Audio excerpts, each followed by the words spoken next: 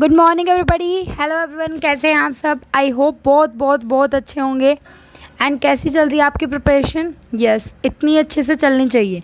Yes, पहले वाली video में हमने पढ़ा था, इससे पहले वाले लेक्चर में, procedure for E filing TDS return. Yes, आज जो हम करने जा रहे हैं बहुत इंपॉर्टेंट टॉपिक करने जा रहे हैं, क्योंकि यहाँ से एक बार नहीं 3 या 4 बार क्वेश्चन तो मैंने अपनी आंखों से देखा है कि ITR में से क्वेश्चन आया हुआ था। ठीक है, हमें ऐसा लगा था कि अब की बार ये ITR से क्वेश्चन आया था 2019 के अंदर, दिसंबर के अंदर, बट ऐसा नहीं है। जब आप प्रीवियस ईयर खोलकर देखोगे तो आपको पता चलेगा कि एक बार इससे पहले भी मैंने अभी देखा है। ये नहीं पता मुझे ईयर कौन सा है वो लेकिन उस पेपर के अंदर 71 क्वेश्चन है जो ITR से आया हुआ है, और 1-2 क्वेश्चन और थे जो ITR से क्वेश्चन आए हुए थे। सो ये वीडियो आपके लिए बहुत बहुत हेल्पफुल रहने वाली है, इसलिए प्लीज़ इसको देखिए। अगर आपको अच्छी लगे तो देखना, अदरवाइज आप स्किप कर जा सकते हो। ठीक है, चलो स्टार्ट करते हैं। आज का टॉपिक बहुत इंपॉर्टेंट है, इसलिए सबसे पहले तो मैं आपको ये बता देती हूँ कि ITR हमारे पास कितने हैं, क्योंकि एक जो क्वेश्चन इससे पहले आया हुआ था वो ऐसे ही आया हुआ था। उसमें आपसे पूछा गया था कि indicate the correct code for forms for filing income tax return from the following income tax return form number given थे ITR 4S, ITR 2, ITR 2B and ITR 3, and codes थे ABCD, ABD, ACD। जिसको ये पता होगा कि इसमें कौन सा ITR नहीं है वो उसको कट करके और आंसर बता देता है। ठीक है, कि ITR 2B नहीं है, ITR 4S भी है, ITR 2B है और ITR 3 भी है। बट ये क्वेश्चन का आंसर वही देता जिसके कॉन्सेप्ट क्लियर होते और जिसको पता होता कि जी हाँ मुझे पता है कि ITR कितने हैं। Right, meaning ITR income tax return form कितने हैं। राइट, सो आज का जो टॉपिक है, इसलिए मैं कह रही हूँ बहुत इंपॉर्टेंट है, प्लीज़ नोट डाउन जरूर कर लीजिए क्योंकि बहुत इंपॉर्टेंट रहने वाला है। पहले हम बात करेंगे कि हमारे ITR फॉर्म कितने हैं। देखो फटाफट एक बार नोट डाउन करो। ITR फॉर्म ये क्या बोल दिया मैंने।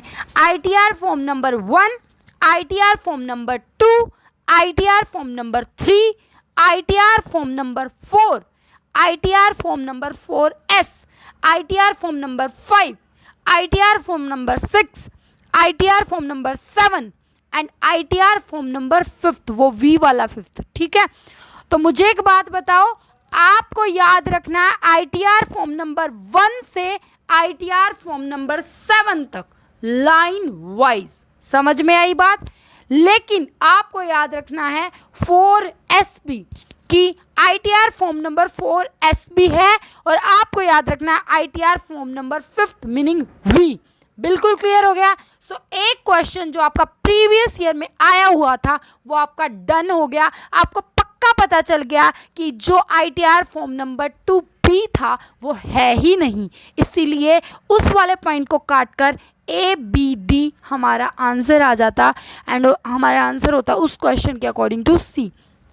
वो तो साइड करो, ठीक है, वो तो आप अभी अपने प्रीवियस देखोगे आपको पता चल जाएगा। लेकिन जो मैं बात बता रही हूँ ना, वो मेरी बात ध्यान से सुनो कि आपका क्वेश्चन एक भी गलत नहीं होने वाला, बिल्कुल अच्छे से पक्का कर लो। ठीक है, तो मुझे बताओ फटाफट ITR। आपको ये पता चल गया कितने ITR हैं। 7 तक लाइन वाइज है, 4 में 4S भी आ गया आपका, और 5th में आपको V याद रखना है। ठीक है, 5th 5 भी है, ITR 5 भी है, बट ITR V भी है। ठीक है, बिल्कुल क्लियर हो गया यहाँ तक। किसी को कोई डाउट? चलो आगे करते हैं। आगे क्या करेंगे हम करेंगे एक एक को डिस्कस कि ITR फॉर्म नंबर 1 क्या कहता है। देखो ध्यान से सुनो, ITR फॉर्म नंबर कहता है any person who receive regular salary और पेंशन और any income from residential property और अदर सोर्सेज। देखो मुझे तो याद हो गया, पता है मेरे को कैसे याद हुआ, पता है कैसे हुआ? मुझे याद हुआ कि पहले जो 2 हेड है ना उनकी बात हो रही है। मैंने क्या बोला था कि any person who receive regular salary और पेंशन, इसका मतलब सैलरी वाले हेड की बात होगी, और has any income from residential property और अदर सोर्स, या फिर उसकी रेजिडेंशियल प्रॉपर्टी से या फिर किसी दूसरे सोर्स से उसको इनकम रिसीव हो रही है, तो उसका ITR फॉर्म नंबर 1 आ जाएगा। तो मुझे तो याद हो गया, आई होप आपको भी याद हो गया होगा। समझ में आया? ITR form number 1। Second number पर आता है आपका ITR फॉर्म नंबर 2। ये क्या कह रहा है? This form is for those who are come under the category of HUF and have income from any sources other than profit gain from business and profession. कह रहा है कि ये जो फॉर्म है 2 मैंने इकट्ठे रहो, इसका मतलब आप हिंदू अनडिवाइडेड फैमिली की बात कर रहे हैं। हाँ जी, हम हिंदू अनडिवाइडेड फैमिली की बात कर रहे हैं। तो उसमें क्या हुआ? उसमें ये हुआ कि अगर आपके पास इनकम आती है, चाहे वो कौन सा भी सोर्स हो सकता है, सिर्फ और सिर्फ छोड़ना है आपको PGBP मतलब profit and gain of business and profession. इस इनकम को छोड़कर बाकी कहीं से भी अगर HUF कमा रहा है तो उसकी रिटर्न फाइल होगी ITR फॉर्म नंबर 2 में। बिल्कुल क्लियर है? जी मैम, बिल्कुल क्लियर। ओके, चलो ITR फॉर्म नंबर 3 बताओ मुझे। ITR फॉर्म नंबर तो हम फटाफट बताएंगे। बताओ बताओ बताओ। This form is for the HUF whose income fall under the head of profit and gain of business and profession। मेरी एक बात सुनो, जिसका कोई नहीं, हम ये नहीं कहते 3 तिगाड़ू काम बिगाड़ू, ऐसा कुछ हमने सुना था पहले बचपन में, बहुत सुना था, ठीक है।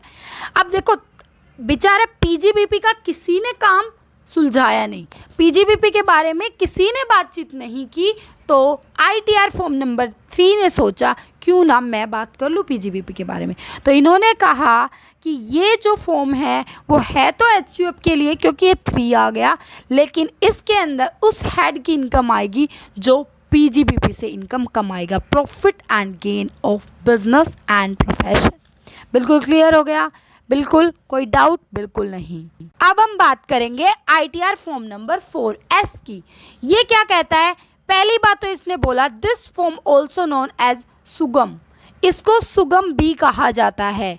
अब मैं आपसे फिर एक क्वेश्चन पूछती हूँ कि क्वेश्चन, अरे वाह, अभी क्वेश्चन अभी नहीं, अभी इससे पहले भी क्वेश्चन आया हुआ था और वो यही आया था सुगम से रिलेटेड। ITR कौन सा है? तो ITR 4 उसका आंसर आना था। तो यहाँ पर 4S है, वैसे आप याद रखना 4S है सुगम वाला, ठीक है। 4S है सुगम वाला, तभी तो इसके पीछे S लिखा हुआ है, तो आपको वैसे भी याद रहेगा ये सुगम वाला, ठीक है। Is applicable to HUF and individual opting for Sugam taxation scheme as per section 44AD oblique AE। कहने का मीनिंग ये है, आप इतनी टेंशन मत लो, ये याद रखो HUF इंडिविजुअल कुछ भी हो सकते हैं, लेकिन ये सेक्शन उन्हीं को अलावेबल है जो जिन्होंने सुगम टैक्सेशन स्कीम को ऑप्ट कर रखा है, ठीक है। अब उसके बाद आता है आपका ITR फॉर्म नंबर 4। ये क्या कह रहा है? This form is applicable to HUF and individual who are professions and proprietors. अरे ये क्या बोल गया? देखो मेरी बात सुनो, 4S ने बोला सुगम के लिए और उसने बोला कि HUF एंड इंडिविजुअल के लिए, लेकिन ये जो ITR फॉर्म नंबर 4 है ये बोल रहा है एप्लीकेबल होगा HUF के लिए एंड इंडिविजुअल के लिए who are professionals and proprietors. जो प्रोफेशनल्स और प्रोप्राइटर्स होंगे ना उनके लिए तो 4 आएगा, और जो HUF या इंडिविजुअल होंगे जो सुगम वगैरह के स्कीम के अंडर टैक्सेशन वगैरह करा रहे हैं उसके अंदर 4S आएगा, ठीक है। यहाँ तक क्लियर हुआ? ओके। उसके बाद आता है आपका ITR फॉर्म नंबर 5। ये क्या कह रहा है? This form is applicable for LLPs meaning limited liability partnership, form BOI meaning body of individual, AOP association of person, artificial judiciary persons and local authorities. तो फॉर्म नंबर 5 तो बहुत आसान रहेगा, कैसे याद रखना? देखो कंपनी COMPANY 7 हो गया, ये तो फॉर्म FIRM फॉर्म भी 4 हो गया, याद कर लो ना। ITR फॉर्म नंबर 5 जो है वो हमारी कंपनी हो, BOI हो, AOP हो, LLP हो, कुछ भी हो, ऐसा चैप्टर जो हमें बहुत मुश्किल लगता है ना, जो हमें अजीब सा लगता है, कंपनी वाला चैप्टर, अरे पता नहीं कैसा चैप्टर है, उसका ITR 5 वैसे अच्छा सेक्शन अच्छा था, ITR फॉर्म नंबर अच्छा था 5, लेकिन मेरे को याद हो गया तो आपको भी याद हो गया होगा, मुझे पता है, ठीक है। चलो नेक्स्ट करते हैं ITR form number 6। ITR form number 6 की क्या बोल रहा है? कह रहा है this form is applicable to companies that claim no exemptions as per section 11 of the income tax act. ये फॉर्म नंबर सिर्फ उनके लिए एप्लीकेबल होगा टू द कंपनीज, उन कंपनी के लिए जिन्होंने कोई भी एग्जाम्शंस क्लेम नहीं किया अंडर सेक्शन 11 में, जिन्होंने अंडर सेक्शन 11 में कोई भी एग्जाम्शन क्लेम नहीं की है, उनके लिए फॉर्म नंबर 6 ITR का एप्लीकेबल होगा, राइट। उसके बाद आता है आपका ITR फॉर्म नंबर 7। ये क्या कह रहा है, this form is applicable to the person who are required to file return as per section 139 subsection 4A, 139 subsection 4D, 139 subsection 4C and 139 subsection 4B।